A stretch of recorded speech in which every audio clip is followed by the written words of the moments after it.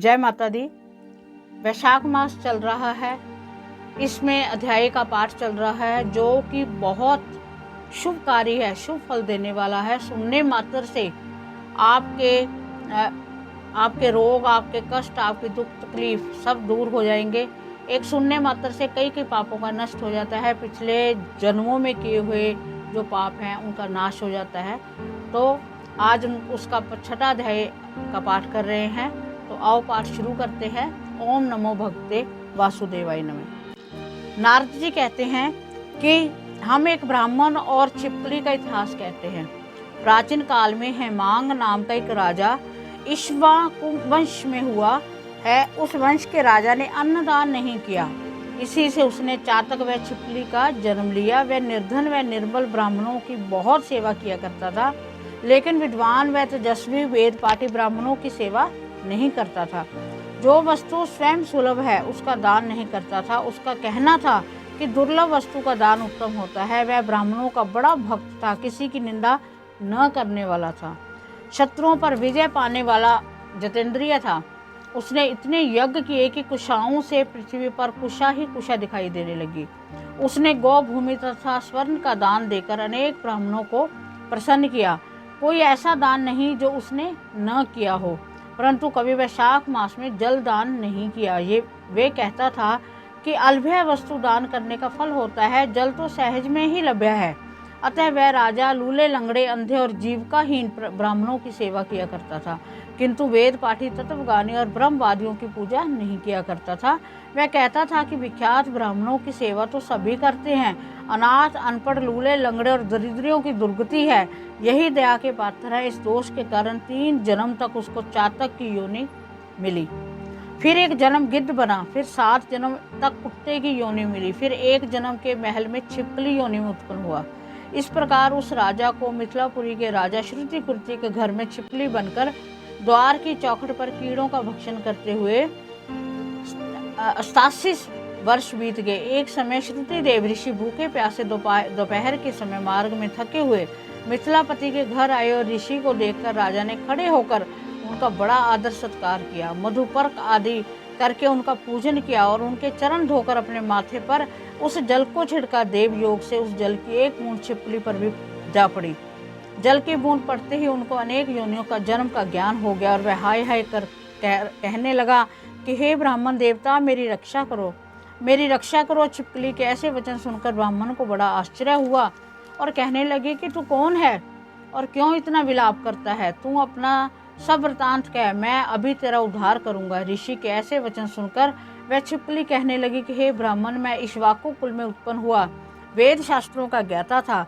मैंने अनेकों गोदान और यज्ञ दान तथा बहुत से कुएं, तालाब, बावड़ी बनवाई, अनेकों दान किए और धर्मपूर्वक राज्य भी किया, तो भी मुझे स्वर्ग न मिला। 3 जन्म तक चातक, 1 जन्म तक कुत्ते की योनि में रहा, अब इस छिपकली की योनि में हूँ। यह राजा आपका चरणों तक छिड़क रहा था, उसकी एक बूंद मुझ पर गिर गई, जिससे मुझे पूर्व जन्मों का वृतांत स्मरण आ गया और अनेक पाप नष्ट हो गए। मुझे 28 जन्म तक छिपकली की योनि भुगतनी पड़ेगी, सो मैं इन जन्मों से डरता हूँ। अब आप कृपा करके कहिए कि मेरी ये दशा कैसे हुई।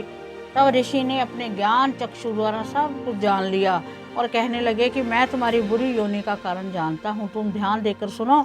तुमने भगवान के प्यारे वैशाख मास में कभी जल दान नहीं किया। तुमने तो जल सुलभ जान ये समझ लिया कि यह तो बिना मूल्य ही मिलता है, और धूप व मार्ग के प्यासे ब्राह्मण को जल दान नहीं दिया। महात्माओं की अवज्ञा इस लोक और परलोक दोनों में दुखदाई है। सज्जनों की पूजा ही धर्म, अर्थ, काम और मोक्ष देने वाली है। इस प्रकार बहुत से कर्तव्य को नहीं देखते। जैसे मंद आदमियों की संगति से कुछ फल नहीं मिलता, वैसे तीर्थ और मूर्तियों में भी तत्काल कुछ फल नहीं मिलता, परंतु महात्मा तो दर्शन मात्र से ही पवित्र कर देते हैं। साधु सेवा से कोई सज्जन दुखी नहीं होता। तुमने तो ना तो जलदान किया है, ना साधुओं की सेवा की, इसी कारण तेरी ये दुर्गति हुई है। अब मैंने जो वैशाख में पुण्य किया है वह तुम्हें दूंगा, उसी के फल से तुम्हारी शांति होगी। इससे तुम्हारे भूत, भविष्य, वर्तमान तीनों कालों के कर्मों के संस्कार दूर हो जाएंगे। यह कह ऋषि ने जल स्पर्श कर एक दिन के वैशाख स्नान का फल उसको दे दिया और जल के छींटे लगते हुए सब पापों से मुक्त होकर दिव्य रूप हो छिपकली का रूप त्याग नमस्कार कर आज्ञा लेकर स्वर्ग में को चला गया। और 10,000 वर्षों तक सुंदर भोगों को भोग कर इक्ष्वाकु वंश ही महाप्रभावशाली काकुत्स्य नाम से उत्पन्न हुआ और 7 द्वीप तक पृथ्वी का राज्य करने लगा। इस प्रकार वैशाख महात्म का 6वां अध्याय समापन हुआ। मैं भगवान से प्रार्थना करती हूँ कि जो इस अध्याय को सुन रहे हैं वो उनके जो भी कार्य में रुकावट हैं वो सारे उनकी रुकावटें दूर हों और उनको वैशाख महात्म के पुण्य का फल मिले। क्योंकि आपने इस कहानी में जो कथा है उस कथा में आपने सुना कि एक महात्म के फल से, एक कहानी के महात्म के फल से उसके छिपकली के जन्म से उसकी जो जन्म था, कितने 28 वर्ष तक उसने और बनना था, उससे उसकी मुक्ति होगी। तो ये इतना महात्म है इस पाठ का। तो इसमें आपने महात्म सुना है, जल का दान जितना हो सके जल का दान कीजिए, जितना हो सके भूखों को खाना खिलाइए, जरूरी नहीं ब्राह्मणों को खिलाओ, ये जरूरी है जिसको ज़रूरत है उसको आप खाना खिलाओ, उसको आप पानी पिलाओ। इस महीने में ज़्यादा नहीं ज़्यादा तो 1 या 2 जनों को भी अगर आप सेवा करते हो तो इसका आपको कई गुना फल मिलेगा।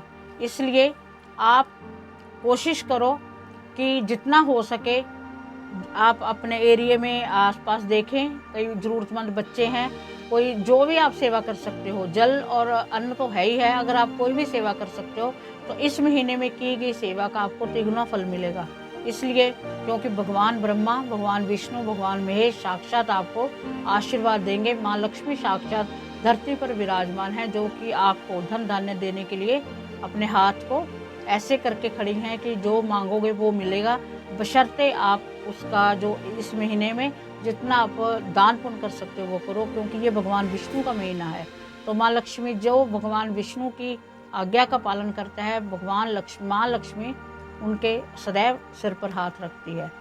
तो आज का जो उपाय है वो उपाय ये है कि जितना आप बृहस्पतिवार को, स्पेशली बृहस्पतिवार को आप मंदिर में जाकर पीले फूल और थोड़े से चावल लेकर उनको हल्दी लगाकर वो भगवान श्री नारायण के, भगवान विष्णु, माँ लक्ष्मी जी के चरणों में अर्पित करें।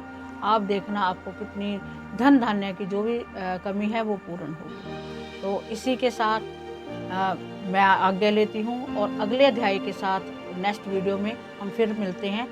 चैनल को सब्सक्राइब करो, बेल आइकन पर क्लिक करो, जो भी वीडियो आए आपको साथ साथ उसका नोटिफिकेशन मिल जाए। तो मिलते हैं नेक्स्ट अध्याय में। जय माता दी। ओम नमो भगवते वासुदेवाय।